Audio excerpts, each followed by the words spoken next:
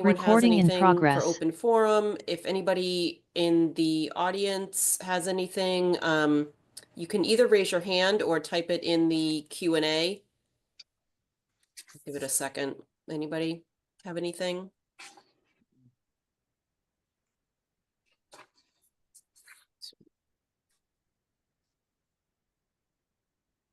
Okay.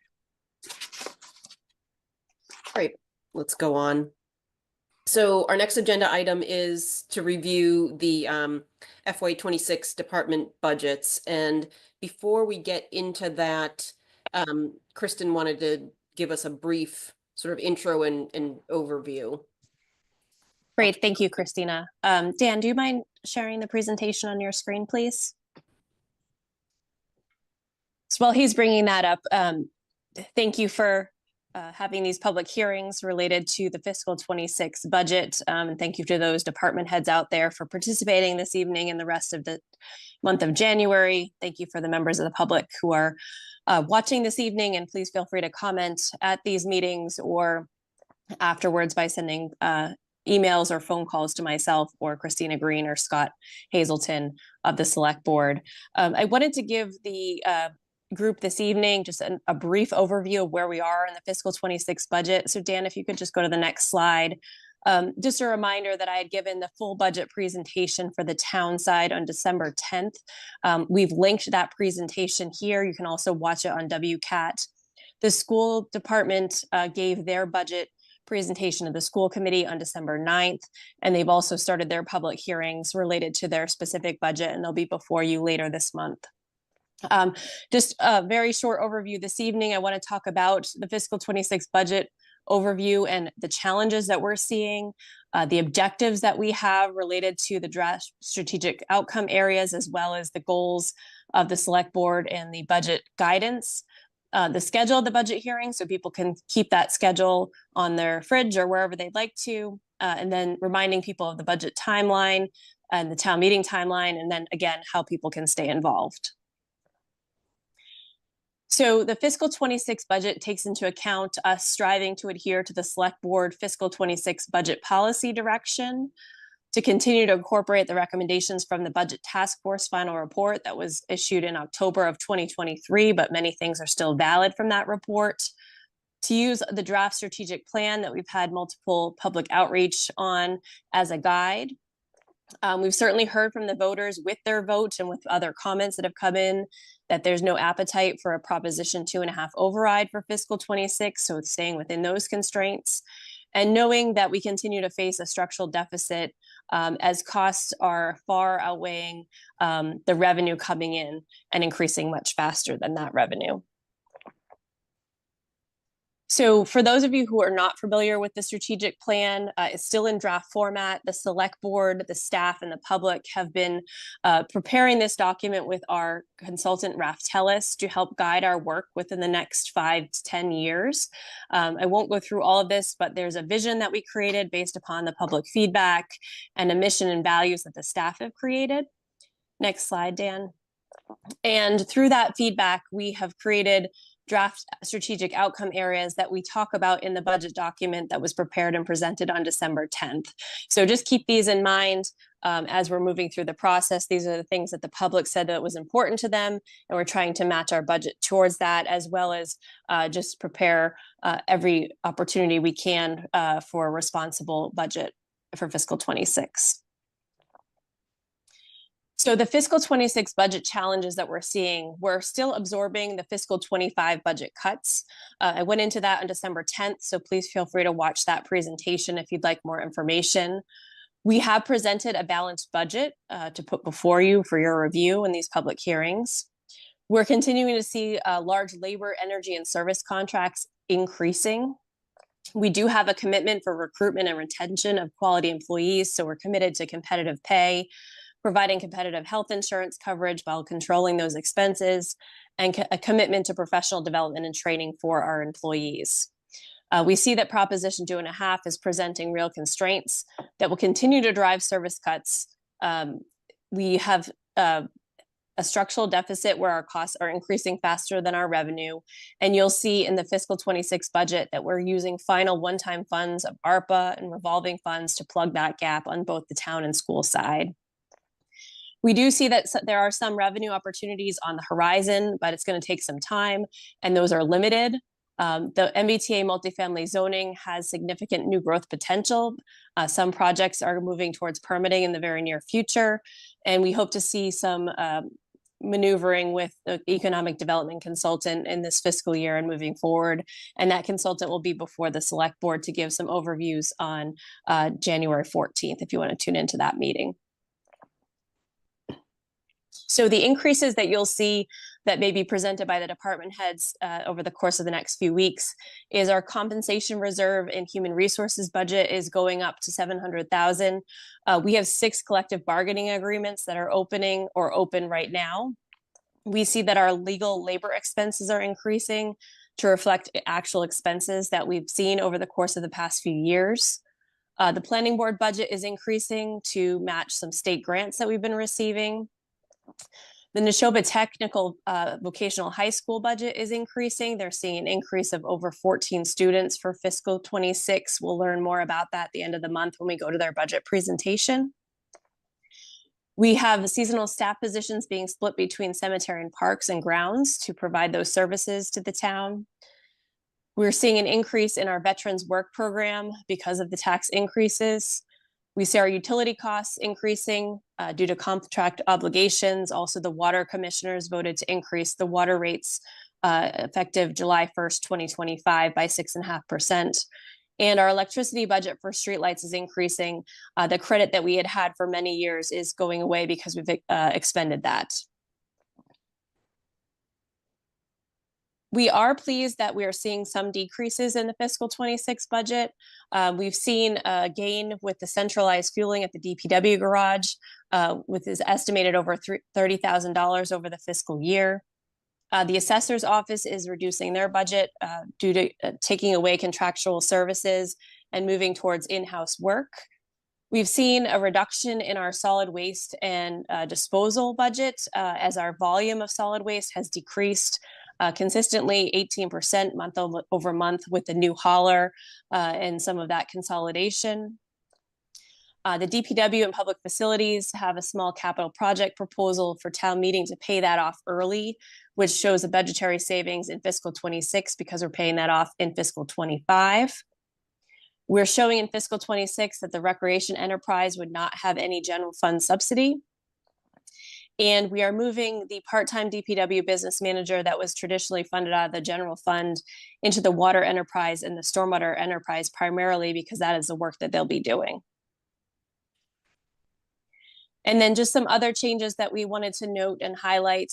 The community wellness salary is going to be offset by the opioid settlement funds. Traditionally, that was offset by the ARPA funding. That ARPA funding has gone away. The town accountant sought quotes for a new auditing firm that we're going to enter into that contract for that will save approximately $19,000 over the next 2 years. We're consolidating the public works budget with engineering and highway under that they'll have one combined budget and being able to be more flexible with their spending and their programs there. And then the library expenses have been reallocated to the books and subscription budget due to the move. And I'm sure Mrs. Rainbow will be speaking about that tonight when she presents her library budget. Want to be clear that we still are looking for operating efficiencies and revenue opportunities as we've been discussing over the past 2 years. We're aligning our goals and efforts to that draft strategic plan of what our residents really want to see from our town. We continue to pursue energy efficiency projects and are exploring new funding mechanisms for that. We continue to monitor and examine our health insurance opportunities. We're preparing comprehensive long-term capital planning efforts. The town space needs study is ongoing. There's actually a workshop for the public next Wednesday at the Millennium School and via Zoom, so we encourage you to attend that. We have revamped our capital database that the Capital Planning Committee has been using over the course of the past few months. And we are continuing to look at potential for centralized fleet management opportunities. We continue to look at technology integration across the departments. We continue to look at shared service agreements, both internal, town and school, and external. And we continue to review our services fees to make sure we're on par with the services we're providing and on par with our comparable communities. And finally, we're trying to strengthen our economic development outreach and move forward with that consultant and how we can bring new growth into the town that's palatable for the community. So just to highlight the process that we're in right now, as I stated before, we gave the full budget presentation for the town to the Select Board, Finance Committee, and School Committee on December 10th. Tonight is January 9th, which is the first of our Finance Committee budget hearings, which will continue throughout the month of January. The School Committee will be continuing their budget discussions and will be before your committee in mid-January. And then we will be waiting for state aid to be released January 22nd to refine our numbers. Then moving forward with some town meeting actions where the Select Board will vote to close the warrant on January 28th. We'll receive the Neshoba Valley Technical High School budget on January 31st. We'll be setting the order of the warrant articles with the Select Board in early February, making those final budget adjustments, moving forward with our public outreach with the League of Women Voters in mid-March, and then moving to our annual town meeting, which the budget will be voted on March 22nd.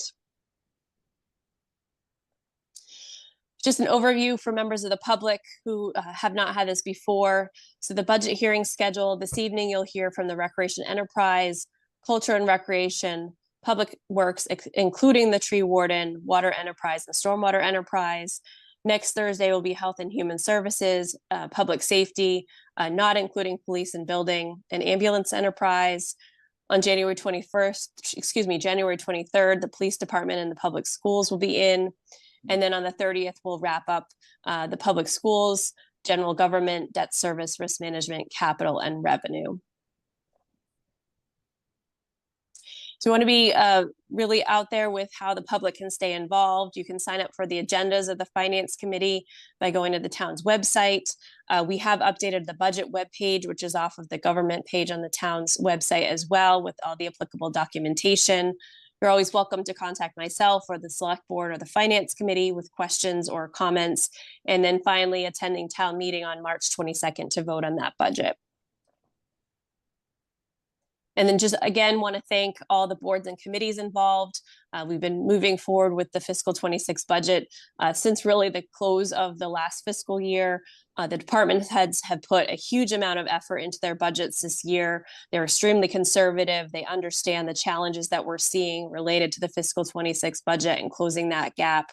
And again, just making sure that the public knows that their input is valid and welcome, and we'd like to hear that as it's shaping their community.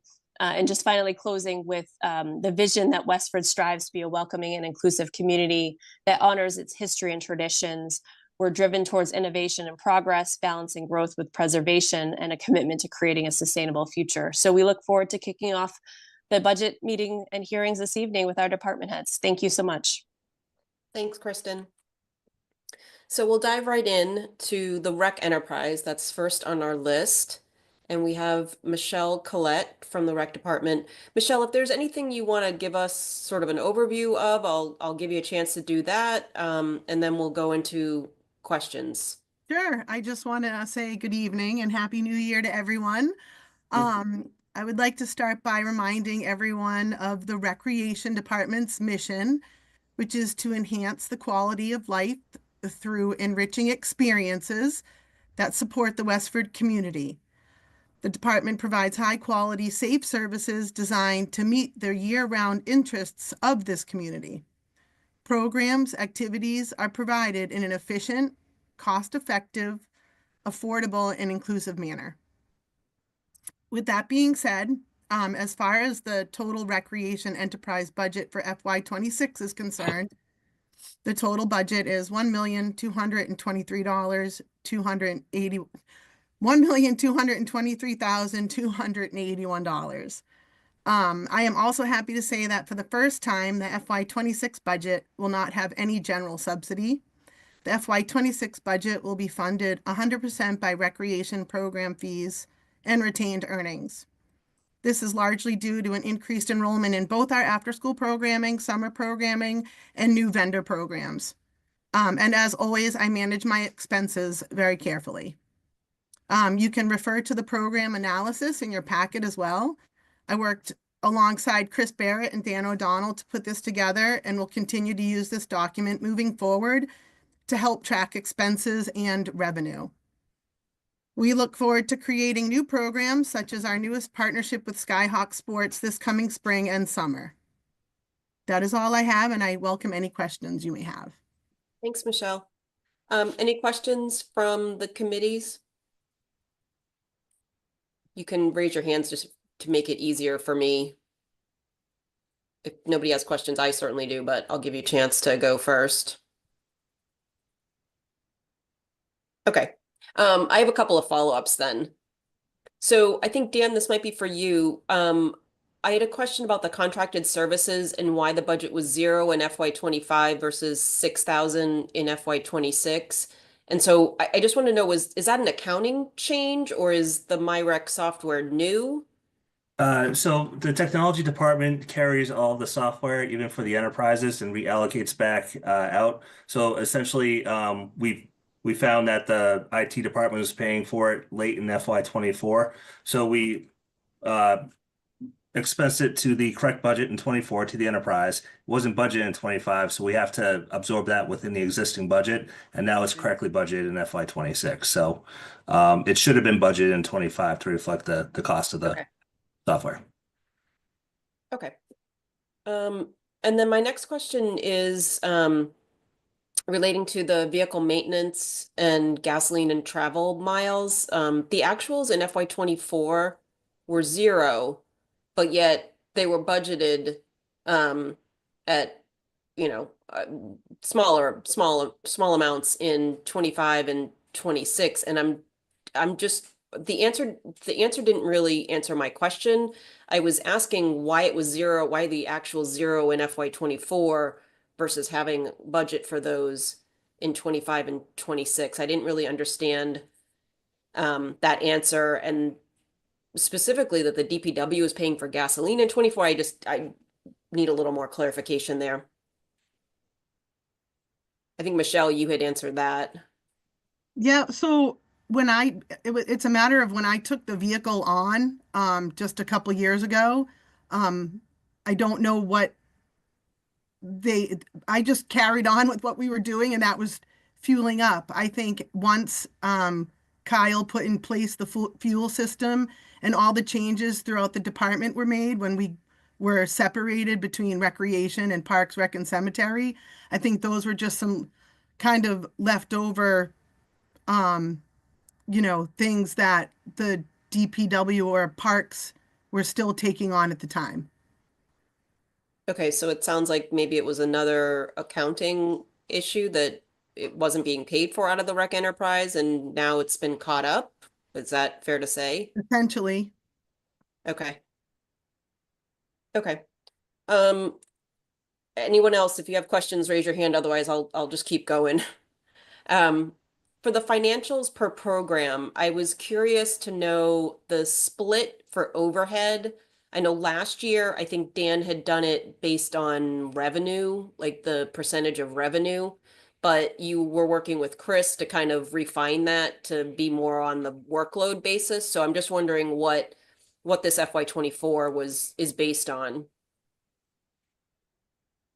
Yeah, Dan, do you mind? Sure. It is still based on the revenue. It's a pretty good example of like how our resources are allocated. So we don't track how many hours people are working per program. Basically, like we don't have the administrative staff to do so. So we need some easier mechanism in order to basically dole out the expenses to each Sure. of the No, programs. So I get that, but during the rec commission meetings, Chris Barrett, or maybe I had spoken to Chris Barrett, and he worked with Michelle to get a little different of a split, kind of based on how much of her time and how much of her admin staff work on the different programs. Like, a vendor program, you're not really going to be putting a lot of work into, where the after school you are. So I don't know if Chris, can you comment on this? I don't know if he's listening. I am. I'm sorry. It just took It me a sounds little like it. while to come off of mute. Yeah. Okay. Um, great questions. That process is still ongoing. So you and I had talked about this, and the approach that we were looking to do is exactly as what you've sort of outlined so far. As a first step, we tried to do this analysis, focusing on the waterfront operations. And that led into a deeper dive onto the programming, the expenses and revenues associated with that area of programming. And I think you were part of some of the Park and Rec Commission meetings in which we've discussed, potentially implementation of additional beach fees. So we actually just wrapped that discussion up on our meeting this week. So we're hoping to get back to this analysis in which the next step would be to look at the non-vendor related programming that we provide. So that's the after school program, for example. So we've started in that analysis. But we've got a little sidetracked with the beach fees and some other issues, namely the replacement of the turf fields. So that's taken up the committee's time. So my hope is that we get back to that. It's just going to be a little delayed, maybe in the next meeting or two. Okay, so for right now, the analysis we have is based on the revenue portion. Correct. Yep. Okay. But you're gonna continue to work that and hopefully get over more to a sort of workload. Correct. model. So we have a better understanding, basically, what programming is doing well and which isn't, which is a little harder to tell from the current analysis. Yeah. But to Dan's point, it is difficult to do. We don't track hours, so we're trying to find that best way to sort of show how much time people are spending on these different program areas so that we can accurately track expenses and compare them against revenues. Okay. Understood. As far as the vendor program, going on to another question. The vendor programs, as I understand them, there's an 80-20 split on the revenue. So I'm kind of curious how that compares with surrounding options for some of these programs. Like if they were to go to Acton or Chelmsford or somewhere else and offer their programming, or even through Roden Bush, do we know what that split would be? I mean, from my knowledge and from my sharing this information with other towns, the standard split for a vendor program is 80-20. There are some that might do 730. I think Littleton does that, but they're set up differently than us financially, so they can run things a little bit differently, but it's a typical 80-20 split. I don't know about Roden Bush. They're a private entity, so they could probably do something similar. Not really sure. But it's typically an 80-20 split with vendors. Okay. I'm sure this That's will, all I've known since I've been doing the programming, Okay. is the 80-20 split. It's pretty standard. I'm sure this will come out in your analysis, but I think it would be interesting to actually call a few area I have done communities. that. I have done that already. So Okay. I have that information that I can work with my commission on for sure. And is it a straight 80-20 even if they're using our facilities or not? So this kind of leads into my question. 80-20, straight Yeah. 80-20. So this kind of crosses over a little bit into the parks and grounds, but I noticed that there's a couple of vendor programs that run through you that use field space, but they don't pay a separate fee to parks and grounds, whereas the softball leagues and, some of those other youth leagues do pay fees. And so is that going to be, I would hope that would be part of your analysis as you're going through.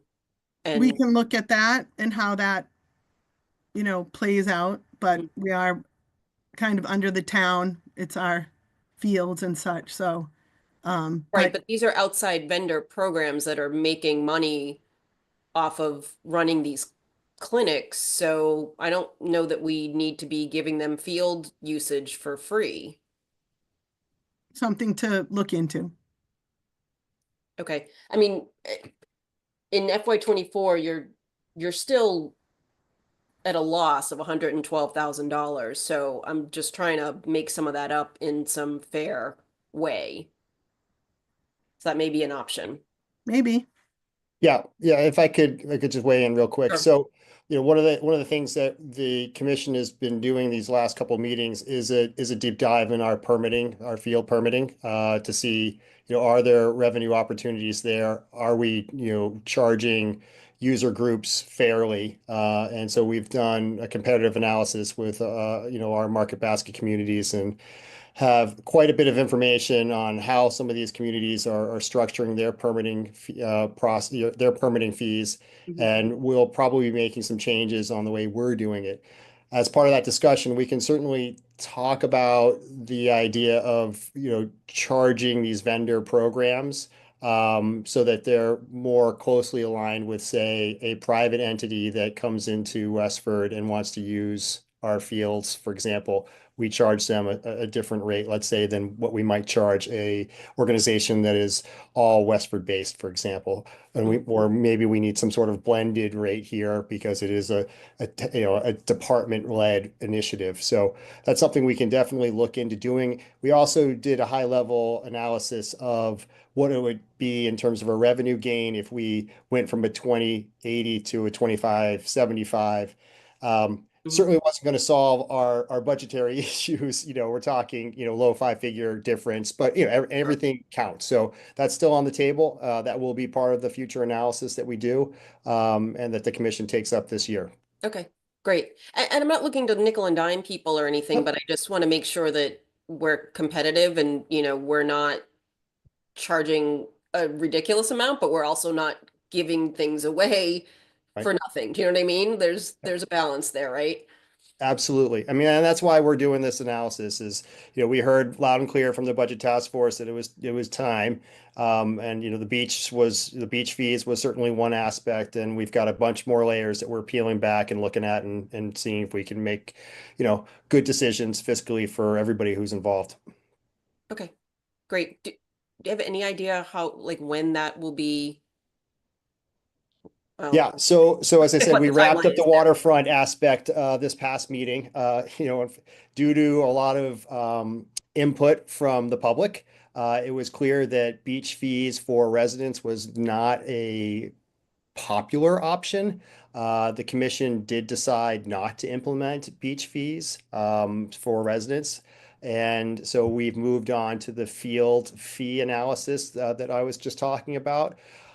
We have carried that conversation on to our next meeting, which hopefully we will come to some agreement at our February meeting. And then after that, what my hope is that we'll continue to move into the analysis of the non-vendor run programming.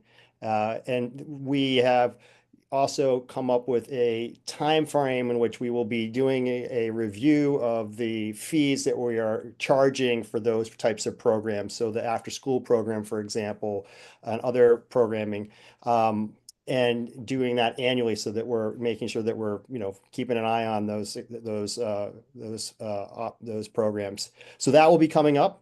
And then we'll probably be rolling into the vendor run program analysis next. So I would say that would probably be midsummer time if we're working on a monthly basis here.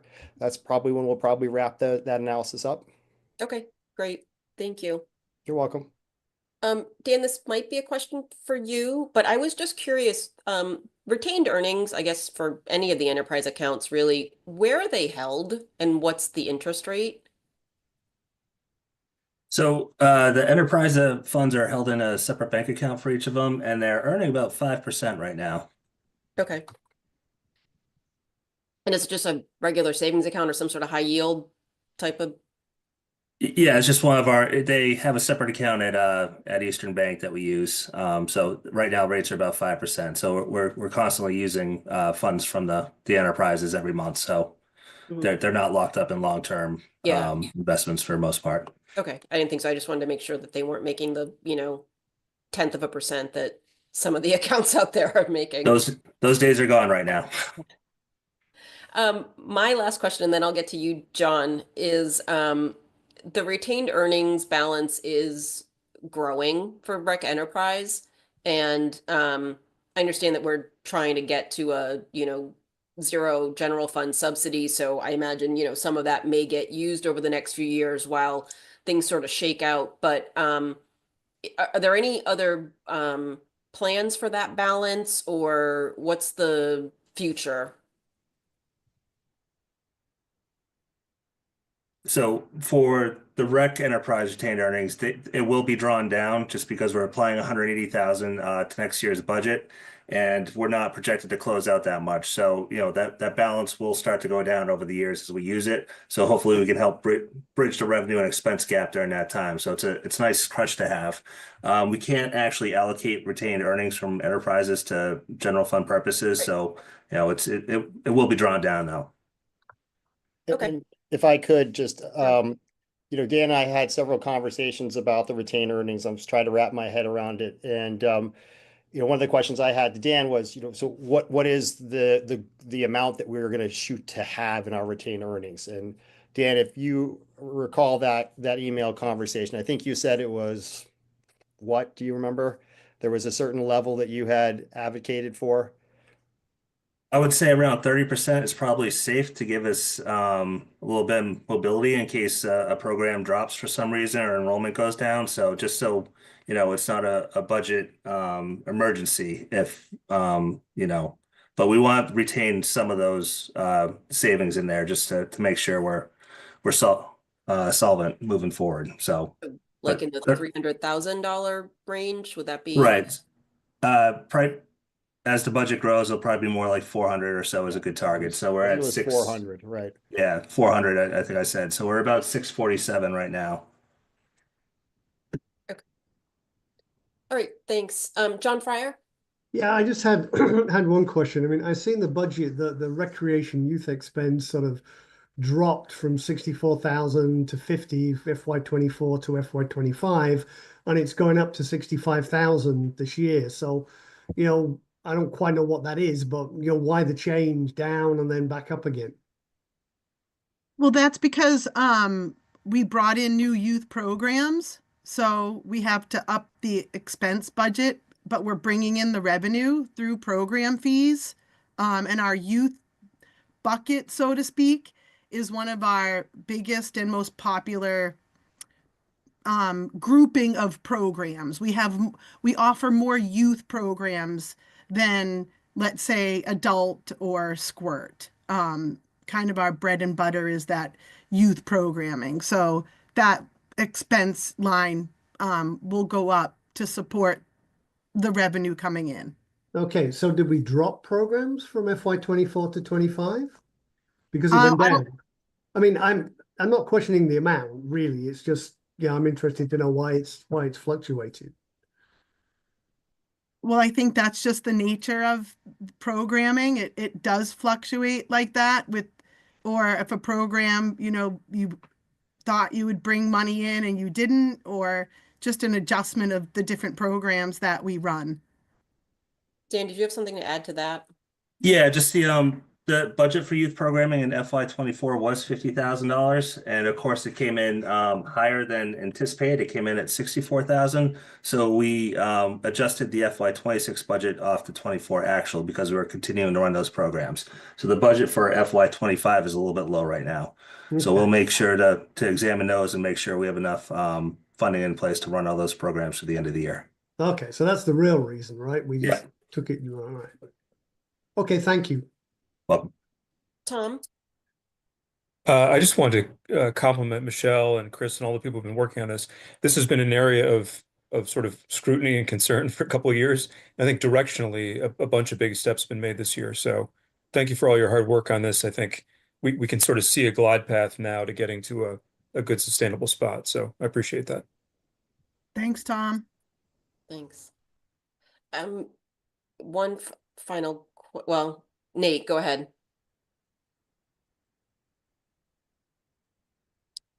Can't hear you. Still nothing. Sorry. Okay. All right. If you have a question, feel free. I'm sure we can get it later. Okay. How easy would it be to run the vendor program analysis like for year to date in 25? Is that something easy or not? I can work on that. I mean, I don't want you to spend too much time. If it's something you can pop out of Munis, fine. If not, we can wait. Takes a little bit of adjusting on the fly, so I can talk to Michelle about working on that a little bit and see where we are halfway through the year. Okay. All right. If it's not too much of a, pain. Okay. Anything else on Rec Enterprise before we move on? I don't see anything. Thank you, Michelle. Thanks. And we'll move on to Culture and Recreation. First up is the library, and we have Ellen Rainville. Ellen, if there's any intro you want to give, if not, we'll, dive into questions. I will just share the J.B. Fletcher Library, represents continuing its library service in Westford going back to 1797. So the same revolutionary men who founded the Westford Academy in 1792 and made it co-ed from the beginning met in the town tavern in 1797 and formed a subscription library. And this was almost 50 years before Commonwealth law allowed tax-funded libraries. So we have one of the oldest libraries in the Commonwealth, and Massachusetts is the state with the oldest tax-supported library and the first state library agency, the Board of Library Commissioners, and you'll hear a little bit more about them during this. There are several large trends in the budget. It began with the budget for the current year, FY25, and the next year that we're looking at, FY26. We anticipated for the current year that we would be moving off-site, and that will be happening. And that has changed the way we're asking to have certain line items funded, because we need to make certain state certification levels. I sent you the 10 regulations that we must meet. This current year, FY25, we are not meeting the municipal appropriation requirement. We would have had the override passed, but we're one of 8 libraries in the Commonwealth not meeting it because of the failed override. Now, we lose certain line items out of our operating budget once we move off-site. Utilities are included in the lease. Utilities are a large part of our budget, typically, almost $40,000. We lose facility maintenance and equipment repair, another large item in our budget, typically around $22,000.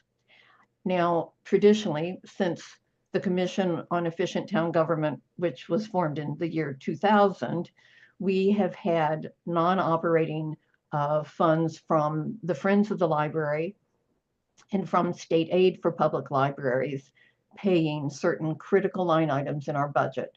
So the Friends have supplemented our book budget, which needs to be 15% of our total operating and personnel budget.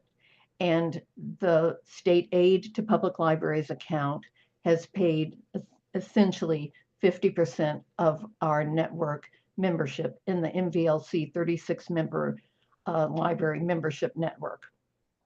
What we are proposing in this budget for FY26, knowing that we have $40,000 in utilities to cover and another $22,000 in former maintenance costs to cover, is the town pays the entire book budget and the entire MVLC membership line item. This frees up the Friends of the Fletcher Library to continue 2 more years of fundraising to support the library building project. It frees the state aid account to be an emergency fund if that's necessary. And then we have trust funds. They are bequests that have special purposes, and only the interest earned on the principal can be spent.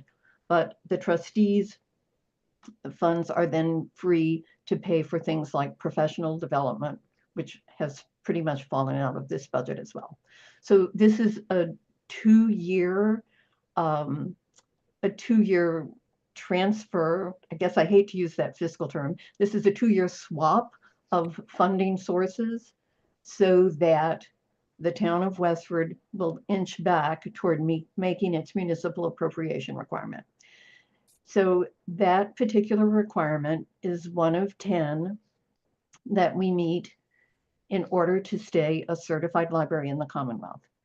I'll also speak historically for a second. There's always, when there are budget cuts and there's great budget sensitivity, there's always talk about regionalization and centralization, but libraries in the Commonwealth have had shared regional services funded by tax dollars since 1960.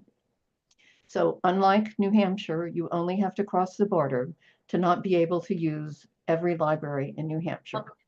So there is a mutual assistance safety net, and that is the certification program overseen by the Board of Library Commissioners. So they are asking us to do all the 10 things on the regulations I sent you. Be open, make no charge, be open a certain number of hours, employ a certified librarian of a certain amount, provide a certain percentage of the budget for books, lend books across the entire state. We have daily delivery and receive 8 to 10 bins of books every single day at the library. Report out our state aid and statistical and non-resident borrowing statistics. Bear no unreasonable cut compared to other town departments, and also meet the municipal appropriation requirements, which is truly a gentle requirement. It's the former 3 years of library budgets averaged and then multiplied by 1.025.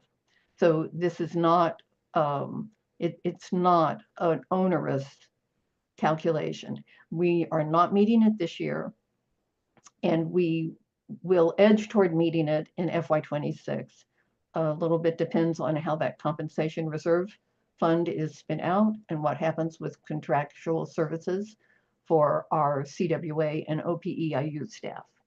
But the big 2 issues ahead of us are keeping our budgetary amount up, and we're doing this by having the funds from tax appropriation fund all of our membership costs and all of our book costs.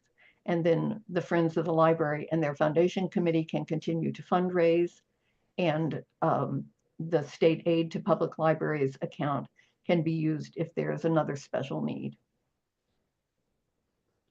Okay, thank you. Questions from the committees? Dennis? Yeah, thank you. Good evening, Ellen. Just one question for you. I noticed in your, you kind of made, you alluded to a little bit about the plan that you have for supporting the stock, I guess. But the question I have is, I've noticed that there's the spending on books and subscriptions increased from $229,000 to $270,000, about 18%. Can you explain what that involves and why? Yes, so that is the line item, Dennis, that prior to this has been supplemented by about $30,000 from the Friends of the Library, by trust funds, by state aid funds, and then under our calculation for materials expenditures, we are allowed to include museum passes, which are funded by the Friends of the Library, and certain technological costs. So our true 15%, let me speak of it that way, the 15% which we are having to meet in order to be certified by the Board of Library Commissioners, share books, and allow the residents of Westford to use every library in the state, is $270,000. The town has never totally funded that line item. The reason I'm asking for them to do that in FY26 is because all of a sudden the town will not be funding utilities, electric, gas, water, facility equipment maintenance, and facility repair. Thank you. You all set, Dennis? Or do you have anything Yeah, else? all set. No, that's it. Okay, John? Yeah, when I was looking at the municipal appropriation requirements, you list 10 of them. And I looked on the website, and the library commissioners list only 9 on that website that I checked. And the 10th one was the bear no reasonable cut. Correct. Where did that come from? And could you tell us what kind of situation that would look like? Yes, I absolutely can. It would be a cut of more than 5%. So vis-a-vis other town departments, Dan has had the pleasure of filling out the municipal appropriation calculation disproportionate cut form. So I'm sorry, I don't mean to sound flip, John. So again, the purpose of these regulations are to ensure that all 347 public libraries of the 351 communities in the state are bearing, not equally, but proportionate to their population and their size. They are being funded fairly and not being disproportionately cut. That is the 10th item. And at this point, a disproportionate cut is defined by the Board of Library Commissioners as taking a 5% cut when other town departments are not taking that percentage of cut. So it's a protective measure for a small budget that might easily be targeted and cut. Okay, I just wondered why it wasn't included with the others when you look at that appropriation requirements. That is language that was a deeper cut during COVID. During COVID, it was a 10% cut. So it has, they do update these at times. Okay, thank you. Thanks, John. So again, this is an overarching shared set of standards that by making all of us go through the pain of keeping all the statistical material, reporting it to the state, and of course the state is reporting it on to the Institute of Museum and Library Services, we are being screened carefully in order to have a statewide system of sharing, resource collection, traveling across the entire Commonwealth. So that is the plus, that is the carrot. The regulations are the stick. Okay, so Thanks. I had a couple of questions, Ellen. First, on that waiver, Yes. I'm assuming that because of our financial situation and the fact that we're going through a renovation, I'm hoping that this is going to be somewhat routine, but do you have any sense on? Yes, so I the- attended the Board of Library Commissioners meeting this morning. We are one of 8 communities, as I said. We are the largest community. But because we did not take a 5% cut, it will be approved at the February 6th Board of Library Commissioners meeting. And then we will be able to get our state aid for FY25. Typically, we would have received one of 2 payments by now. But I just want to give you this. It was kind of embarrassing. This is not a company that we want to be keeping. 3 of the libraries who could not make their MAR had populations of under 750 people. 2 more of the libraries had populations of under 3,500. So only one library was under 15,000. And then there's us. So this is completely because of the failed override. But we strategically made the cuts we prepared, knowing that we would be moving offsite and that we would have different operational uses and different collection and foot traffic usage. So, but we do definitely want to build back and meet the MAR if that's at all possible. And this, just to clarify, because we had a question, this current one is for FY 25. Oh, correct. Is the Yes. waiver? Yes. And Yes. will we need one for 26? I sent a memo. I'm not even sure that Dan or Kristen managed to see it. You know, if there is some contractual increase, we might be within $39,000 of hitting the MAR, and we might want to have a discussion as we go through the budget process, whether it makes sense to add that amount for books, just to make it to the dollar. So that But we so that have we won't 5 have to have a waiver in 26, you're saying? in the budget as it was submitted to you, we would need a waiver in FY 26. But by the time we move back into the new building in FY 27, we definitely will not be needing a waiver. So we need to 27. understand that you're given 5 years to restore your MAR lapse, and that is really not likely at all, knowing we'll be moving into a new all-electric building. Okay. Dennis? Yeah, just a follow up. So Ellen, from what I'm hearing from what you're saying is essentially your costs are all being driven by state mandates. No. Mutual Huh? assistance. Dennis, Well, this is mutual assistance.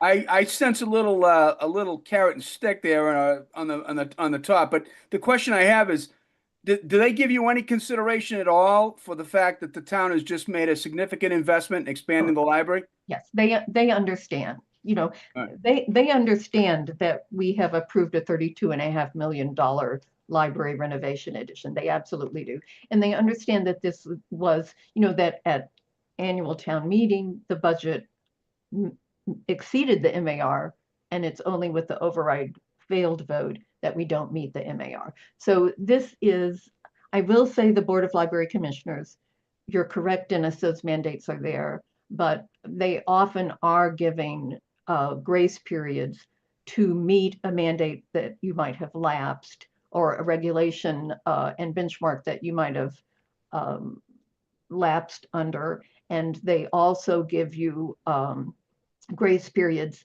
You know, another soon to happen benchmark for us, when we formally increase over 25,000 population, not the minute the odometer turns over, but when the Board of Library Commissioners looks at our reports, and they are also using a census that now says Westford has over 25,000 population. We won't need to spend 15% on books. We'll only need to spend 13% on books. We will have to be open more hours, but by that time we will be open more hours.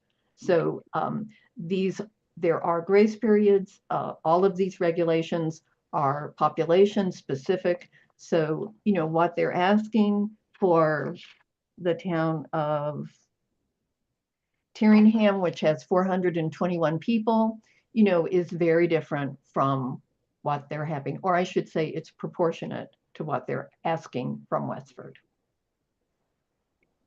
Thank you. Thanks. It's a wonderful thing. It's a wonderful thing that not every state or commonwealth offers its population for less than 1% of the state budget. Ellen, I have a question on the renovation and the construction schedule. Yes. So I looked back at the update that we were given last year, and that project timeline said that construction was supposed to begin December 2024, but now it looks like it's slipped 3 months. Can you explain that discrepancy? Yes. So, so the good news is the most recent of 3 dual cost reconciliations occurred mid-December, and it's showing the project still on budget. But yes, at this point, we anticipate that bids will go out the last week of January or the first week of February, and that we will have bids back at the end of March, and we will be moving off-site. So construction documents are almost finalized. They should be finalized this month. When those construction documents are accepted by the Board of Library Commissioners, we will get our second disbursement from the grant of 1.570399 million. And once we sign with the construction contractor, we'll get our third disbursement, hopefully this fiscal year as well, of 1.570399 million. And so it won't be until next year that funds will need to be bonded to be paying off the grant. Okay, So- but why did we slip 3 months? Why did we slip? Well, there was a new plumbing code passed in January with no grace period to enact it. We were meeting a number of mass save and energy and stretch requirements. So, coming up with, we also added things like a future generator becoming all electric. We investigated geothermal and have one single well, which will keep climate control in the Mary Atwood Hall. So yes, it did slip some, but it will be resulting in a state-of-the-art building. Okay. Do you know what our original schedule was? Have we, because I was only able to compare to what last year's timeline said, but what are we, how are we running based on our initial schedule when this project was first proposed and passed? Wow, that was so long ago. The town had its first vote on this project in 2012. So, Well, I mean, since we were awarded the grant, let's put it that way, and it Oh. passed at town meeting. so maybe what the date we should look at is in January of 23, we signed the contract with the Board of Library Commissioners. We had until January 6th of 2023 to approve and sign the contract with the Board of Library Commissioners. Okay. So we had to return to do designer selection again, and that took a little bit of time. And But did we have a project schedule at that point? You don't have to, pull it out of your head right now, but if we have one somewhere, if somebody could point me to it or send it to me. I'm I just would curious. probably have it in my schedule archive, but I think some of it was change in personnel and actually trying to work out exactly what the roles and responsibilities were with two boards being involved. So, we've had to, I don't want to say it that way, we have had a strong working relationship with the Board of Library Trustees and with the Permanent Town Building Committee. And, but, that has meant joint meetings and it meant that we weren't really doing designer selection until the summer of 23. That was really some of the delay. Mhm. Okay. Thank you. I would have many, many different versions of schedules and budgets I could send you, but whether they're really helpful to us now, I don't think there was any lack of effort or any lack of progress that was happening. It's just, it was a huge project that needed to launch. Sure. No, that's completely understood, but sometimes it's helpful to look at your original schedule, and yes, schedules may slip, and if there's a reasonable, reason, then that's fine, but it's just like to keep it in mind. If, Mhm. If schedule's slipping, does that mean that other things are going to happen down the line? That's all. Some of the good news we've heard is that some projects have come in under budget. I'm knocking on wood as I say that. So, we're hopeful that this will be, a favorable time that we're going out to bid. Okay. Anything else for the library? Okay, thank you very much. Thank you. So we'll move on to Parks and Grounds. Hi, Kyle. Good evening, Christina, FinCom board and select board. Thank you for having me here tonight to discuss the public works budgets. With me tonight is Paul Starrett, town engineer, and Mark Warren, water superintendent. So I'll give a brief introduction and budget summary for each and try to be brief. The Parks and Grounds Division of Public Works is dedicated to providing, maintaining, and enhancing Westford parks, athletic fields, playgrounds, and public green spaces. These amenities are essential to the quality of life for our residents, fostering community engagement, recreational opportunities, and environmental stewardship. Excuse me. The FY26 budget proposal reflects the division's commitment to maintaining these spaces while striving to address growing demands, aging infrastructure, and environmental sustainability. The FY26 budget request totals $511,945, which represents an increase of 1.27% over the fiscal 25 budget, which is about $6,400. The primary drivers of this increase include an increase to personnel services, which is most of the increase of which is $6,200. That includes annual wage adjustment for non-union personnel and the addition of a half summer employee, with the other half proposed to be shared in the cemetery budget. On the expense side of the budget, we're only proposing an increase of $194. I'd be happy to answer any questions you have. Thanks, Kyle. Anybody? Yes, I do. All right, go ahead, Dennis. Okay. So, how are you, Kyle? I have. Very well, thanks. All right, so I'm going to point you to the Department of Public Works budget. And you were talking about the personnel services accounts, right? So one of the accounts that I noticed, there's a increase in what you're labeling sick leave vacation buyback. It's going from 7,000 to 18,500, which is about over 165% increase. Can you explain what that's related to? The year after that, it's jumping up towards somewhere around, let's say, another 18,873. What's driving those increases? Do you want me to take that now, Dennis, or wait till we get to the 405 Yeah, budget? no, I That's Yeah. fine, Kyle. Thanks. Yeah. Okay. Fine. Yeah, so the driver behind that is as we were preparing the fiscal 25 budget, the fiscal 25 budget, particularly the non-override scenario, we knew it was going to be a challenging budget year, and we tried to be careful on everything, frankly.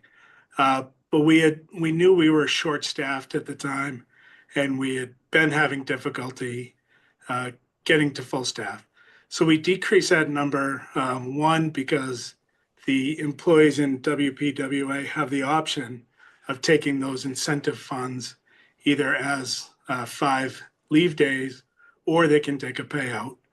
And so we erred on the, I guess, conservative side for the budget and didn't fully budget for everyone should they take the incentive pay. Fast forward to this proposed budget, and as we were creating it, we're now fully staffed.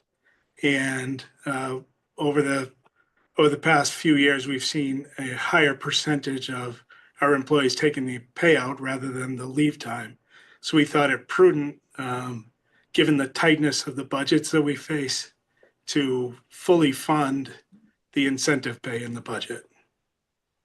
Okay, and so the second one I have related to that is there's a reference to special details, which that account has also increased from 50.5 thousand to 60.5 thousand, which is a 20% hike.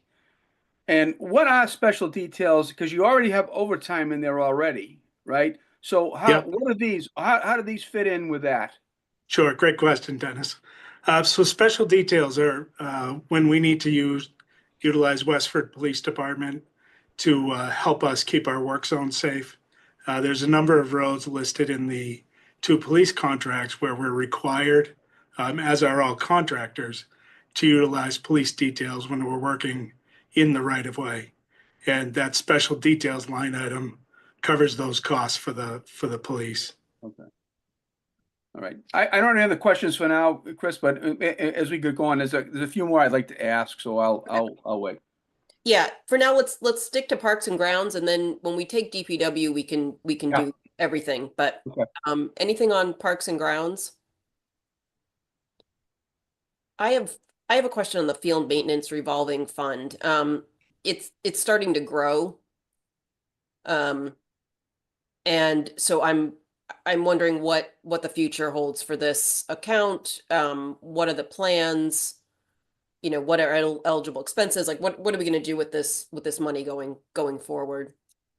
Yeah, I'm glad you asked that, Christina. Kind of tying into the conversation that Chris and Michelle offered earlier. This has been a big part of the conversation of revenues to collect and what is the proper fund amount and how is it being utilized. My goal is and hopefully we'll soon have the part-time business manager in place. We have interviews set up next week, thankfully. This is one of the tasks that we've been hoping to get that position filled so we can start to look at it. I don't know if you or anyone else saw the presentation that Mark and I did for the water department, kind of long range budget projection. But that's what I have in mind to do. It's take a long-term approach, look at it, and include both operating costs and capital costs so that we can really start to make those judgments on what are the appropriate fees. Do we count capital when we're doing our analysis for field user fees? Or do we just keep it as contractor and materials? Do we include our labor, which is 100% in the 650 budget and not taken out of the revolving budget at all? So those are all the kinds of things that we want to do in the next year or so and really start to develop a better plan. I will say we had been talking about replacing one of the mowers this year, and my intent was going to be to utilize this fund, knowing the strain on the capital budgets that we're facing. In the end, John Rivas, our operations manager in Parks, said he could delay the replacement by a year and keep it going. So first and foremost, we could do more research on electric models. We'd like to go that route if we can find one that meets our needs. So as we continue that research, we put it off, but we do intend to perform a much better and thorough analysis of that budget. Okay, that sounds great. I was looking at all revolving funds, not just this one in my analysis this year because we sort of went hard after the schools and they came up with a great document. So just to sort of be fair, just looking at all these revolving funds and making sure that, just as you said, the fees are correct, that we're, offsetting proper costs and those balances aren't just sitting there growing with no plan in place. Totally agree. Yep. Okay, thanks. One last question that I had, and then I don't know if anyone else, if not, we'll move on. But Kyle, do you happen to know when the last time the field, I know you're going to be going through the field usage fees coming up, but do you know the last time that they were evaluated by any chance? I don't. This again came up again Monday night at our Park and Rec Commission meeting, and from anecdotally, what we heard at the meeting was it may be decade Could be or a while. more. Yeah. Okay. Yeah, it's So been I've a been with while. the commission for over a decade and we have never done any sort of review. And that's one of the major drivers is, we really cannot justify in any way how we came up with the fees that we currently charge our user groups, Sure. which is, Okay. it's not a comfortable place to be in. So, But good that you're working on it. So, okay. we're working on it. Again, like Kyle was saying, we need some data. We may not be able to wait, I think, to get that data. So we might be doing something in the near term just to sort of get us going in the right direction. And then we might need to make adjustments over the next year or two as we start to, do a more deeper dive in the data. Okay, sounds good. One last call on Parks and Grounds. If not, I'll go on to Historical Commission. No. Historical Commission, anything? Okay, let's go to the Tree Warden. Anything? Nope. Oh, Dennis. Christina, can we just go back quickly Sure. on the Historical Commission? If there's anybody here can respond to it. They're looking for, they're hitting a 33% increase in their electricity bill. And I was just trying to figure out to what is that, what's the reason for that? Somebody, Dan? I know the electricity's going up, but I mean, have they increased their use or something? What's going on with it?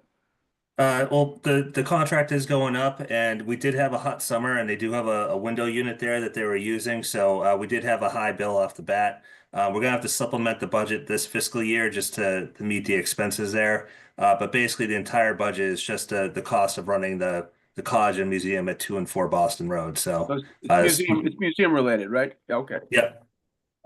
And we are working with Tecton Architects to get a scope to look at more weatherization related to that building because the energy efficiency is not there at this point in time. I got you. Thank you. Great, thanks. Okay, Tree Warden. All right, let's go on to Public Works. I'm not going to bother to list off all of these departments singly. So if you have anything on any of those 400 Public Works, why don't we take them all together? Dennis? Okay, just to go back to what we the items on Public Works. There's been increases in the phone allowance, very substantial one, about 26%, and to a category called other public works supplies. It's about a 50% hike. What are those related to? Yeah, so thank you, Dennis. Again, the phone one is a contractual thing. We pay a stipend to the employees to have a phone so they're available for on-call. And as we've filled out our roster, we realized we had been under budgeting in previous years. So that's budgeting fully for the staff that we have. On the other public works supplies, that's all of our kind of miscellaneous supplies, our shovels, our tools, our rags, basically anything that doesn't fall into one of the other categories like materials or asphalt or other things. And we took a 5-year and 3-year look back to see what our actual expenditures were. And so the proposed 26 budget line is an effort to properly guess where we'll be. Sounds like you're trying to catch up a little bit. A little bit, yeah.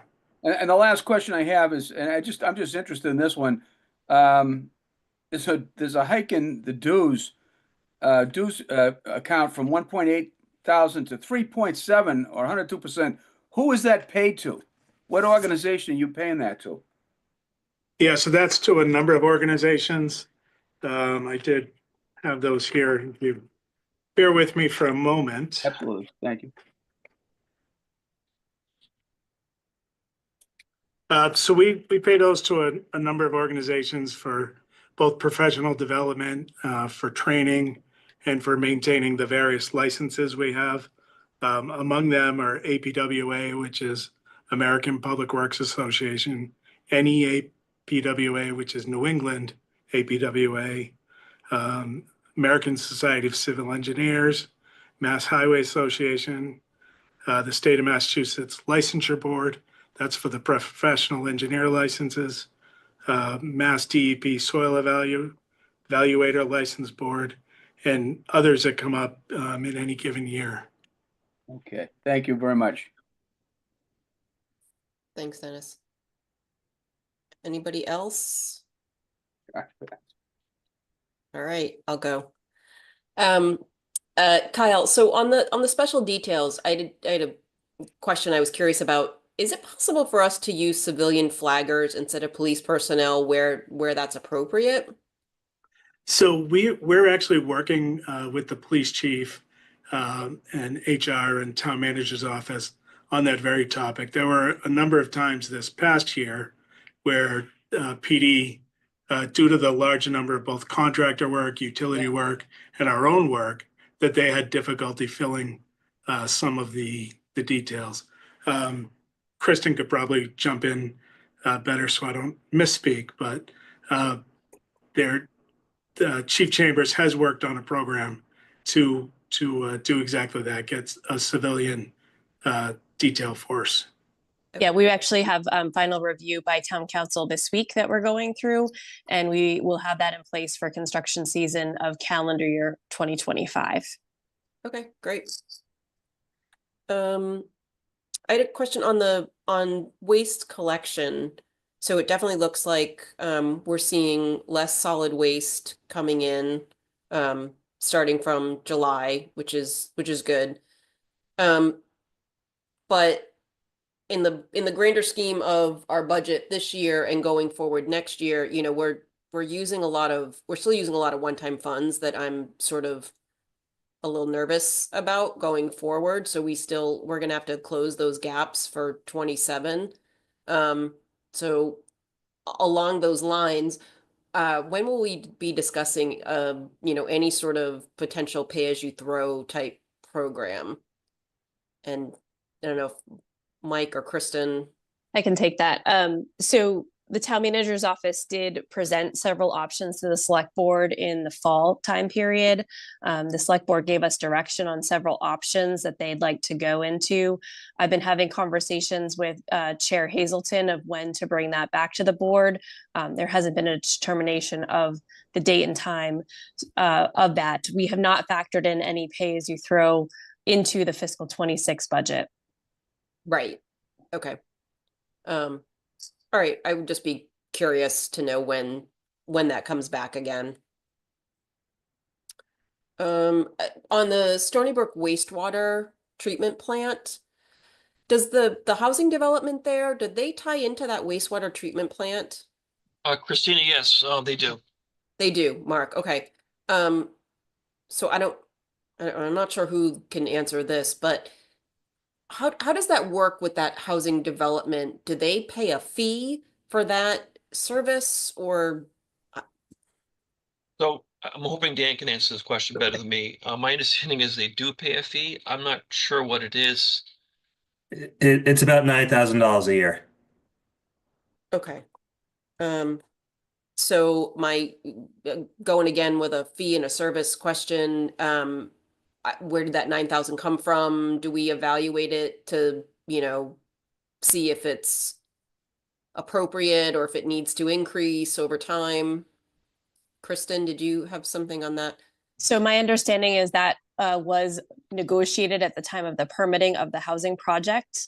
I don't have the documents in front of me to see when that runs out, if there is a time period that runs out or if it can be renegotiated. So we can look at that document further and get the committee more information. Okay, that would be great. Thank you. Anybody else, or I'll keep going.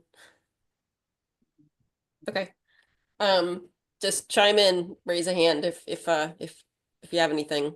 Oh, Dennis, go right ahead.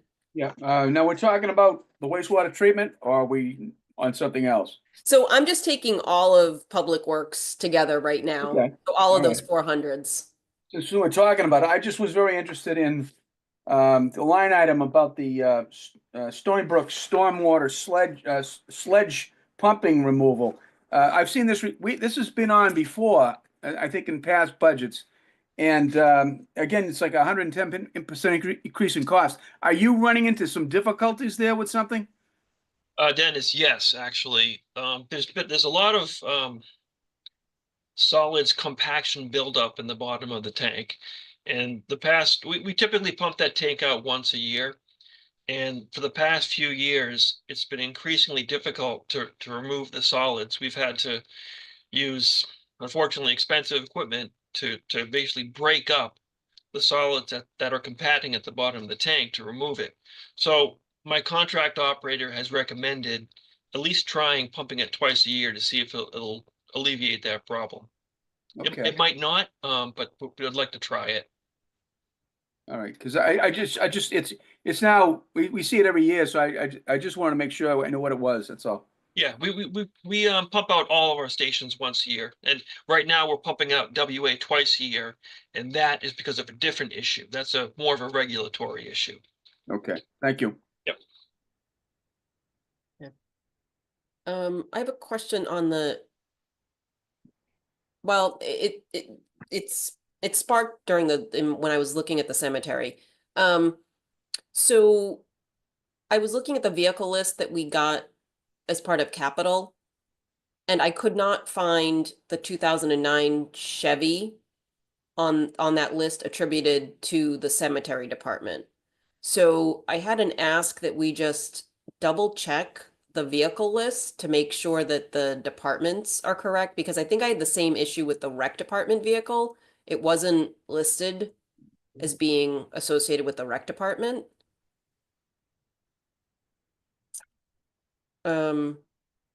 And then on the perpetual care and the sale of lots funds, what are the plans for the usage of those? Because those seem to be growing slightly as well.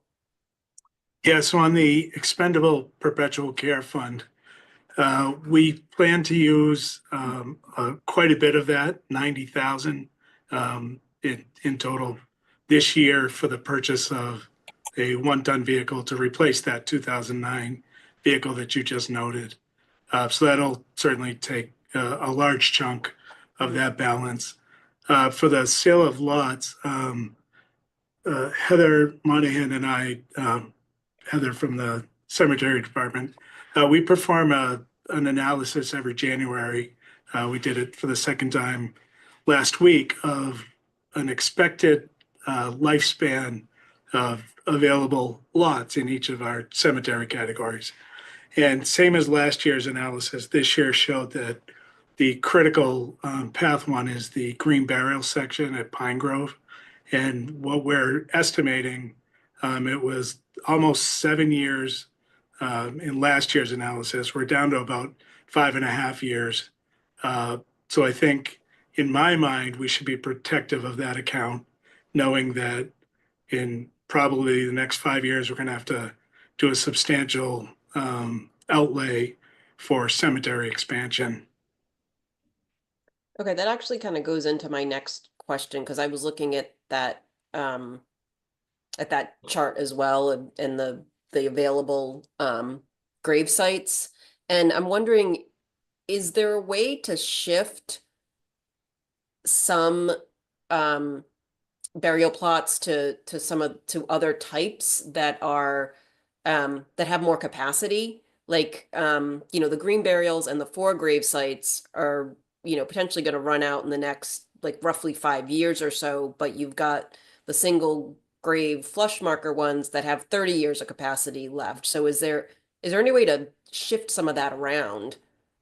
So certainly the single 2 grave and 3 grave and 4 graves, I think there's some flexibility there. The green section being its own kind of special section would be more limited, I think, although we do have a green hybrid section, which in the chart, it showed about 3.5 years left. Yeah.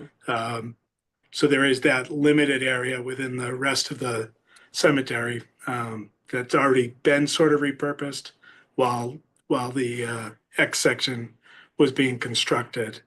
The one thing that may help us extend the life of the green section X is in the coming weeks, the Cemetery Commission has been working very hard over the past number of months on updating regulations. And one of the big changes that they're going to propose to the select board is to restrict the green section to Westford residents only. Given the popularity of green burial and the lack of restriction for non-residents, a number of the lots that we've sold over the past 2 years have been from non-residents who desire the green burial concept, but is not available in their towns. Oh. So that'll be coming to the select board, I would say within the next month, probably. Okay. That's I'm sort of curious about that, because I thought we had this discussion a few years ago, and I guess I wasn't aware that we were still allowing non-residents to buy space. Yeah, it's currently allowed. Okay. Okay. Anybody else have any other questions on Public Works? Okay, let's move on to the water enterprise.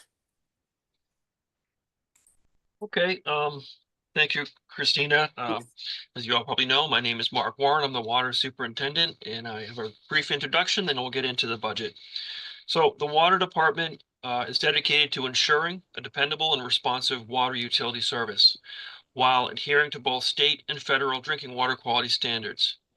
Our primary objective is to sustain operations by enhancing efficiency and reducing operational costs, all while navigating the challenges of increasing regulations, additional treatment requirements, and rising public expectations. The proposed budget for FY26 demonstrates our ongoing commitment to providing reliable services with a focus on addressing the growing demands of the community and maintaining the highest standards of water quality. The key word in that was reliable services. So for FY26, our budget request totals $6,534,434, and that represents an increase of 3.86% or $193,907 from FY25. The primary drivers for this increase include increases to personnel services totaling $109,000.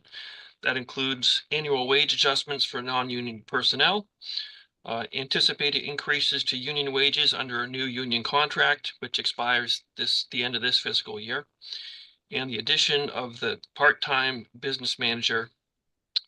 Additionally, jumping from there to non-personnel expenses, another driver is increases to principal and interest costs totaling $94,706 for construction of 2 PFAS treatment plants and for the Boston Road Water Main Improvement Project. And I'm ready to answer questions. Thanks, Mark. Sure. Any questions for the water enterprise? Dennis? Yeah.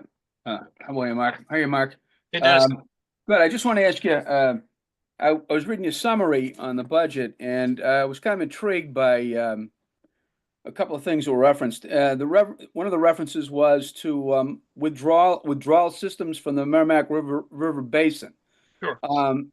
Is there some sort of a process that we're taking money out of? I mean, not money, but water out of the Merrimack River and using it here? Is that what does that involve? Sure, there most definitely is a process. So we're not taking water out of the Merrimack River, but we're included in the Merrimack River Basin.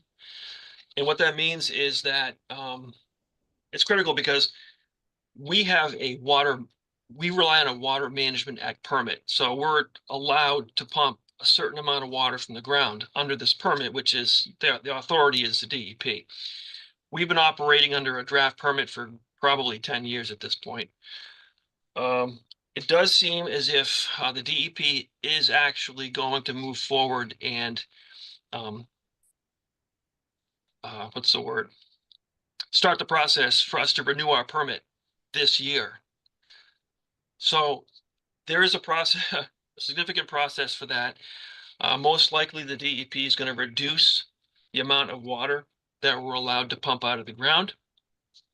And because of that, we're going to have to request an increase to that amount. And so we're going to have to provide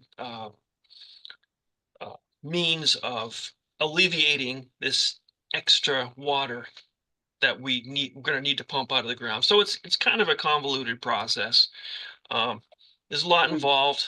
We've been expecting it for a long time. It's been put off for a long time, but we do expect it to start this year. I don't guarantee that because it's been put off for so long. But well, the impression I got from what you wrote was that somehow this permit that the DEP is now sitting on involving the Merrimack Basin was allowing us to draw water from an outside source, whether it be the Merrimack River or someplace else. Am I correct in that or no? No, no, Okay. it's simply we can draw water only from the Merrimack River basin. Okay, okay, Some towns actually straddle 2 or more basins. Westford, well, actually Westford does, but all of our wells are in the Merrimack River basin. and I guess one of the biggest questions I have for you, because I've read over the years before your discussion on this. Do you anticipate mandated infrastructure improvements, say in the next 5 years, affecting Westford? And which agency is directing those, if they are? So yeah, the big one is the PFAS plants. Those are Okay. definitely mandated infrastructure improvements. We have to treat the water for, the lowered PFAS standards. Those are happening right now. Obviously, today we actually went out to bid, our construction bid went public. So we're moving forward with that. After that, I mean, it's anyone's guess. I mean, there's always a new contaminant in the pipeline. I've heard things about microplastics, being discussed. So that's really where a lot of our mandated infrastructure projects come from is regulation. We have parts of the distribution system that looking at that we're going to have to get in there and maintain and fix, but that's not necessarily mandated by the state. Okay. Really, it's the water quality standards. So on the issue of those standards, is it the DEP that's driving those or the EPA? It's the EPA, which is driving the DEP. Right. So the DEP, the DEP is our governing authority. Yeah. Their governing authority is the EPA. And so the DEP can't issue water quality standards that are less stringent than the EPA. They can issue water quality standards that are more stringent than the EPA. Yeah. But in The this bottom case, line. yeah. So the other one is, I noticed there's a line item that refers, maybe Dan can fill this in, that refers to a debt service, a 36% increase in the debt service. How is that increase approved, authorized, and what is its purpose? So, Thanks, yeah, Dan. sorry, those are the non-issue bonds yet. So some of these projects have been approved by town meeting already, like the Boston Road water main and the Francis Hill tank, but they're not permanently bonded yet at this point. The projects aren't finished, so they're still in this section. Others have not yet been approved by town meeting, but they're projected in the capital plan, so we want to, provide a projection for those numbers. Okay. So, looking at the numbers here, we're going from 311,000 to 423,000 in FY26. So with the majority of that being driven by the new PFAS Okay. plants. So it's just short-term interest on that. And is that the same explanation for the item under the stormwater enterprise as well? Yep. Okay. And I guess the last question I have, and some folks have asked, how much fluoride are we putting in our water? Just so I can Putting in respond.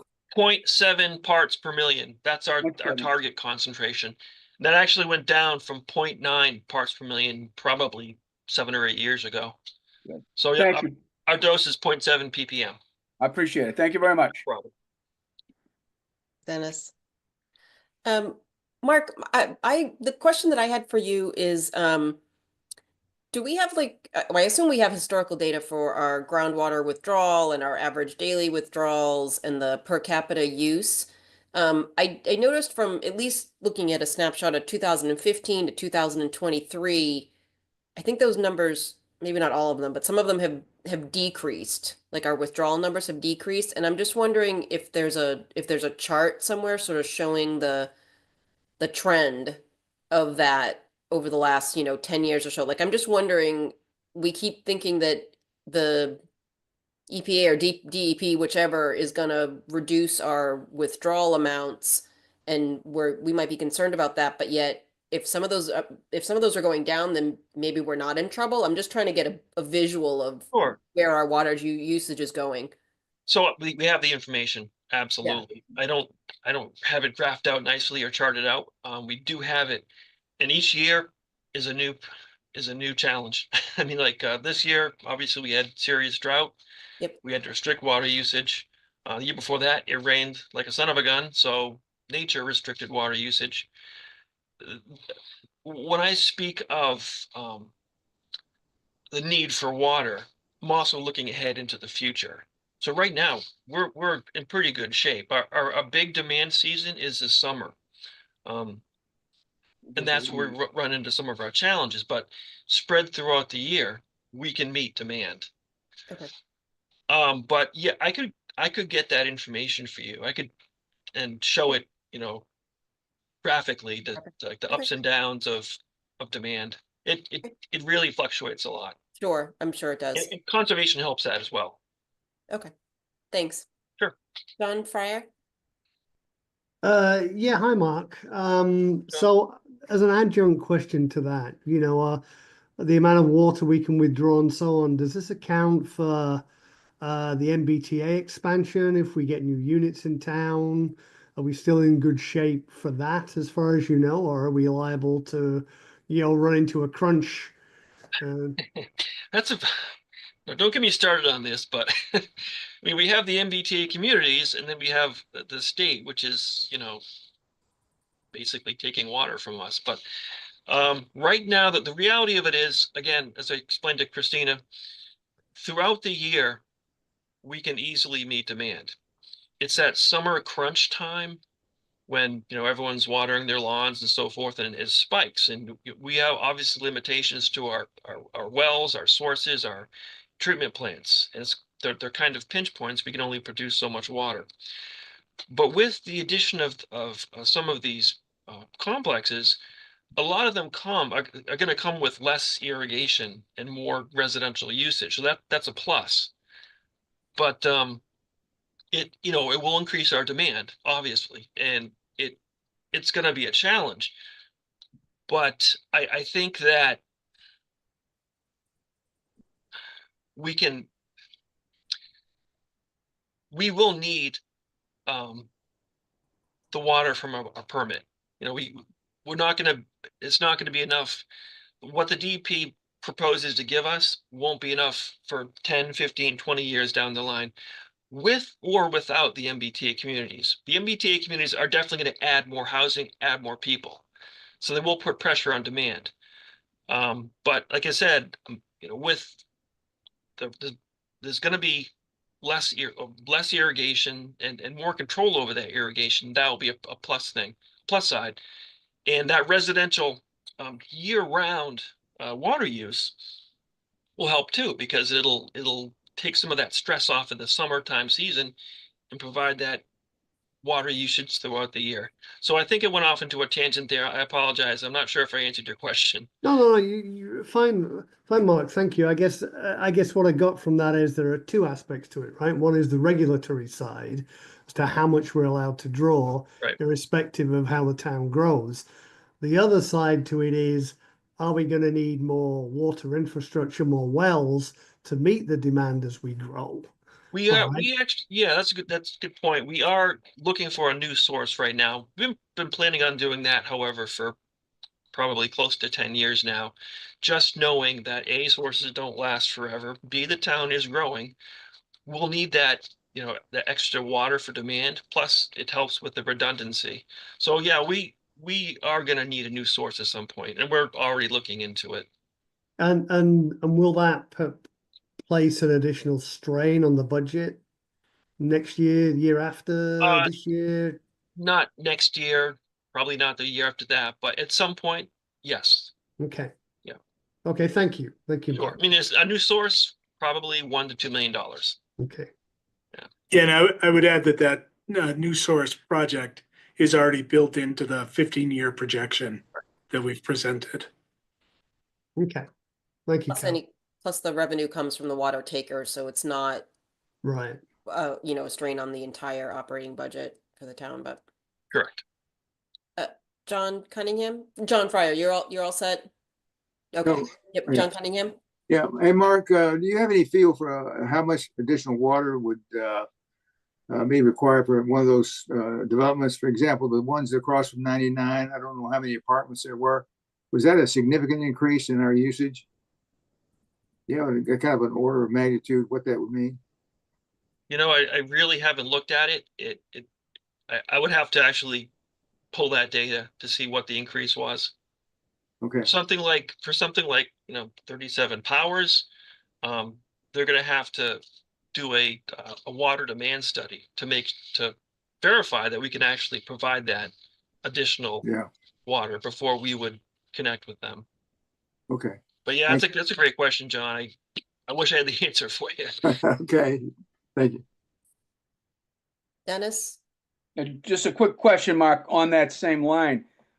Given the fact that the new development would be driven by the MBTA zoning, is the DEP prepared or willing to extend more latitude on the amount of water use, or will they still hold us tight? That's a great question, Dennis. I don't have an answer for that. I would suspect no. So There's a contradiction there. The Board of Library Commissioners is a lot more lenient than DEP is, I take it, right? No doubt. And maybe they will. I just don't think Okay. so. Thank you. Yeah. Tom, Clay?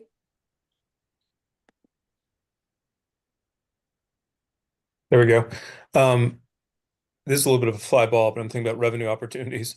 When we institute a watering ban, can you tell who's cheating, and do we charge a surcharge on people that cheat? We can't tell who's, well, I mean, you could sort of tell, right? You could look at their sort of winter tell. Look at their lawns. 20% cap. we can sort of tell, right? I mean, unfortunately, when we institute a ban, it does take, you know, obviously labor and personnel to, you know, roam the streets and track this down. And we, you know, to be fair, we like to put our eyes on something that's going on. We don't really want to rely on neighbors. I mean, it's a good information, but we have to see it. And of course, a lot of this happens at night, or the early morning. There are other ways that we can sort of track some of this for some customers, but not for all. And my big concern when we institute a water ban, from my point of view, is that we're trying to do one of two things. It's either drought conditions and the state is saying you have to institute this ban, or we are trying to control demand. And if I can control demand, that's a win on my part. And that's kind of what I'm looking at. But there is that extra component of fairness and ensuring that, you know, everyone follows the rules. That's never going to happen, obviously, but enforcement is part of that paradigm. It's not something we like to do, but there's a fairness issue involved. So I'm not suggesting we hire like a surveillance team to go out and check. I mean, if you look at their winter usage, that gives you an average monthly usage. I'm just wondering if you could say, during a ban, if you use more than 20% over your average winter usage, you're going to get a surcharge. Yeah. Well, Just a suggestion to think about. You don't have to respond. There's actually some towns do have seasonal rate increases to cover that. There are ways to do that. So yeah, I guess to answer your question, we can be aware of some of it. And there are ways of determining who's doing it and who's not. Thanks. Something to think about. Thanks. It's tough because, you know, we want people to use our product, but come summertime, obviously the conservation is important. It's definitely a balancing act. Definitely. Thanks, Mark. Any last call for water enterprise before we move on to stormwater? Nope. Okay, stormwater enterprise, any questions there? Dennis? Okay. So the only question I have is, again, there was an increase in contract services from $10,000 to $20,000. I'm just interested in also a large increase in maintenance support, and I'm just interested in the reasons for those two increases. Yeah, Dennis. So there's a lot of as you go through the stormwater enterprise budget, there's a lot of ups and downs for the various line items. As this is still a relatively new budget for the town of Westford, we're still working out what the appropriate costs are for each of the line items. Similar to the other budgets, we took a 3 or 5 year look back, depending what was appropriate for each line item, saw where trends were, and looked forward to what we would need. Some of the lines you were talking about were for specifically for our GIS, GPS software programs, and for some mapping programs to help us manage the system, both cost increases and providing better service. Okay. All right. Thank you. And I should add, just for anyone who may not know, the stormwater enterprise is funded only through the utility. There are no general fund monies that go into this account.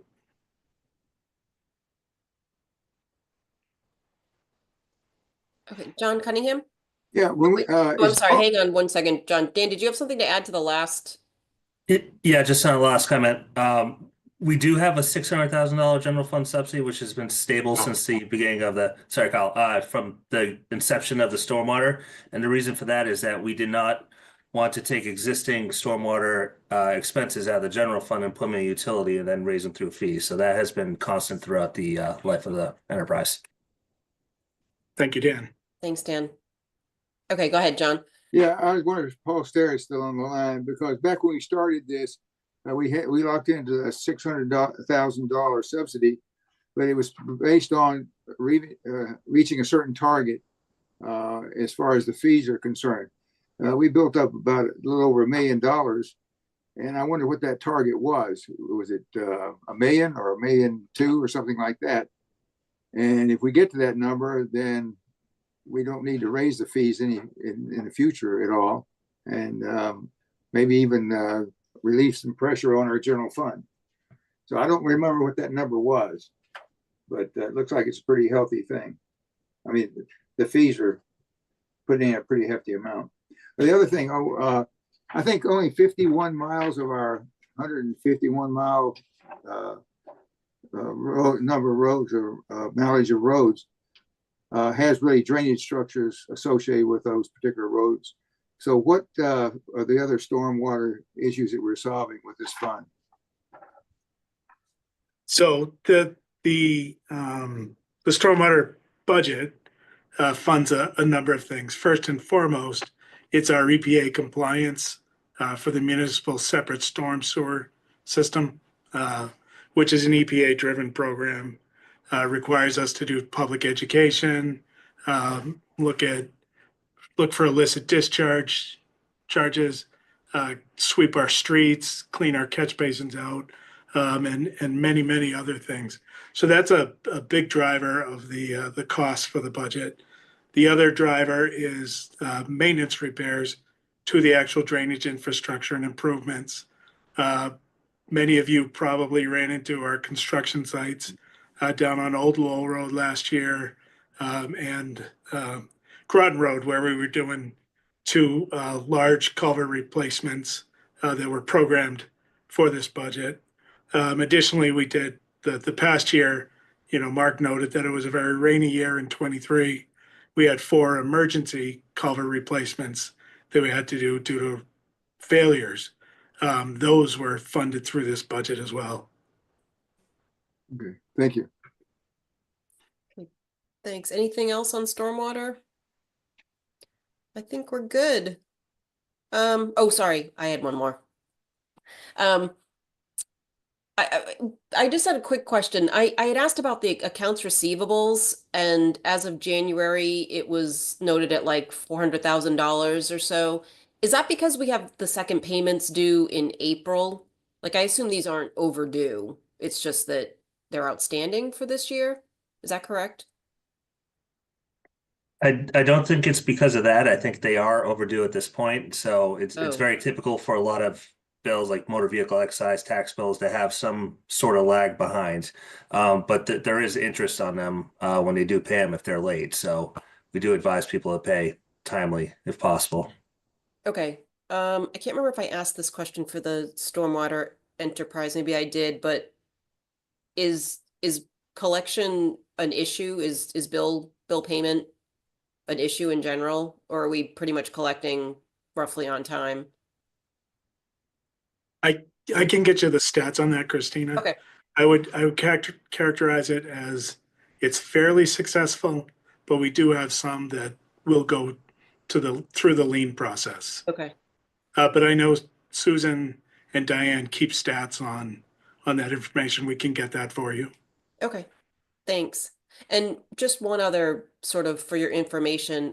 So I had signed up for e-billing for my stormwater bill, but I'm still receiving a paper bill.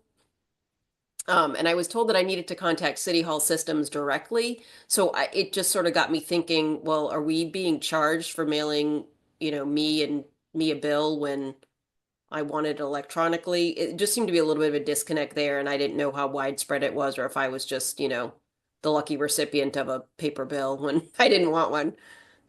Christina, Thanks for letting me know. We'll check on that as well. yeah, we will look into that. That did come up, so Okay, it's on our radar. great. Thank you.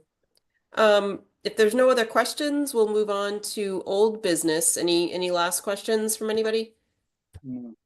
Nope. Okay. So under old business, I just wanted to discuss our meeting formats going further. If the select board wouldn't mind just sticking around for a couple of minutes, because I'd like to get your input on this as well. We're kind of going back and forth on whether to do a hybrid meeting or strictly remote. So I wanted to get this group's feeling so that we know what to do going forward. Anybody have input? Dennis? Okay, so you and I have talked about this, and I am urging that we go back to hybrid, and I'm making that case simply because of the fact that a lot of folks here are very comfortable with the Zoom format, but there's still quite a few people in town who are not comfortable with it, don't even know how to access it, particularly among the older population. And it seems to me that by making the decision to just go viral, what you're doing is you're excluding a certain percentage of people. And I don't think as a board we have the right to do that. I also think that by going strictly virtually and not having a set place where we meet and people can come in, we diminish the profile of the finance committee. It's a critical board. It represents the interests of the town meeting when it's out of session. And if you look at other boards, the select board, the planning board, the school committee, they still meet in public session. And it's very important for them to do that because people have a sense that there's a profile to those organizations and that they're important to attend, and they're convenient to just walk in and start listening if they want to. And the last thing I would simply say is that democracy requires participation. And Chris Lass, in her summary, made a very good statement. She wanted to make sure that we preserve our traditions and our history. Open meetings, particularly for the finance committee and all the other boards I talked, have been long traditions in this town. And to cut those off or to restrict them to simply virtual meetings, I think is overly restrictive, and I don't think it's going to facilitate a lot of participation and eventually a lot of trust in what we're doing. So I would say go back to the hybrid. Okay, thanks, Dennis. John Leffers? Yeah, I don't have a ton to add, just wanted to note a preference for hybrid meetings as well. so that we have the option to be in person as well as join remotely if we're somehow unable to attend in Yeah, person. you do both. Hari? Yeah, I'm full support for hybrid. I like the justification of Dennis, right, and John. But in the spirit of what we did in the special town meeting, what we said was democracy should be accessible to people who cannot come to a particular venue, right? In the spirit of it, when we are representing and we're telling our town to represent Massachusetts to do this, we should follow the same. We should allow all our public meetings to be accessible in some sort of a fashion from an online or virtual mechanism. So I'm full on board to support the hybrid vehicle. Okay, thanks. John Cunningham? Yeah, I prefer a hybrid too, because I think there's a lot of discussion that you don't have when you go viral. And just the interaction amongst the presenters and also the participants. So I'm much in favor of hybrid. Okay. Scott Hazelton? So to me, if we took a pledge, what, a year ago or more, that the budget should be a transparent process. And I think hybrid is less transparent than, I think that remote is less transparent than hybrid. So I think something to be said for being in one room, dealing with perhaps the most important thing the town does. And yeah, I think it's also talks about communication amongst the boards. If we're all in the same room, face to face, that does show a sense of a unified approach as opposed to a bunch of faces on camera. Okay. Noted. Anybody else? I don't think we need to take an official vote. I'll just make the call that it seems like we should go hybrid for our remaining meetings. Because I'm not hearing anything against that. The one thing I would like to make sure of is that if we go hybrid for the rest of the meetings, can the finance committee and especially the finance committee, but as many select board members as possible, can you commit to being in the room on Thursdays? I understand things may come up, but I would just like to make sure that everyone will be able to make a commitment to be in the room on Thursdays, barring anything, unforeseen. I'll be there. And can I just get like a thumbs up from at least the finance committee or the select board if you want to join in too? Again, I know things happen and some people may need to, but yeah, if you can make the commitment. I'm half a mile away. Okay. All right. Well, thank you very much for that. So we will be hybrid going forward. We're going to go on to the approval of minutes. Select board, you're more than welcome to adjourn or stick around. Scott? Okay, is there a motion to adjourn? So moved. So moved. Second. All in favor? Raise your hand. Aye. Thank you, Aye. Christina. Thank you. Thanks, See Christina. you next week. Bye, everybody. Yeah, Bye. be safe. Stay warm. Thanks. And I guess we'll figure out the room if it can't be town hall, Dan, or if we think it can be. Yeah, Mike, did we push back the implementation of the We new setup? did. I believe it's the week of the 20th. I don't have access to that calendar right now. I'll have to ask Pam, but I think we moved it to the week of the 20th. So there will be one Thursday we won't be able to do it. Shoot. Well, the We can 23rd look at is- Millennium. Okay, because the 23rd is school department, so that's definitely one that I think it may be better to move to Millennium, but we can talk about that. We can straighten that out. Mm-hmm. Okay. Thank you. So the September 19, 2024 minutes, did people have a chance to look at those? And if so, could I get a motion, well, if you have any comments, otherwise a motion to approve? I honestly did not look at them yet. Okay. Right. Why don't can we push those to the next meeting, Dan? Okay. Make sure thank we you. read them. Yeah. We'll just try to get them next time with these minutes. Board and committee updates. I don't know that we need to do anything in particular here because we're going to be going through a lot of this stuff anyway. Although I was kind of curious, John Leffers, not to put you on the spot, but anything that we should know of for the Robinson School Building Committee? Yeah, so we have a committee now. So there was the establishment of a committee. We've met twice. Yeah, I think the thing to keep in mind is that within the process, the next step would be to pursue funds in order to get a feasibility study done, which will require capital. And so we're in the process now of reviewing the documentation for that process, and then preparing something to get in front of people to take a look at to begin that feasibility study. Okay, Large thanks. project, so We're- there's a lot of pieces to that. Okay, yeah, I think we're seeing something at Capitol at our meeting coming up in the next couple weeks. Okay. Yeah, and some of that could be potentially, I'm not sure what the proper accounting term is, whether refunded or financed through the MSBA. And so it's kind of working within the guidelines of that process. So there need to be some money that's put up front, but then that comes back in some fashion. Okay, thanks. Yeah. Anything else? We've got our, future meeting dates here listed on the agenda. Anybody have anything, or are we ready to adjourn?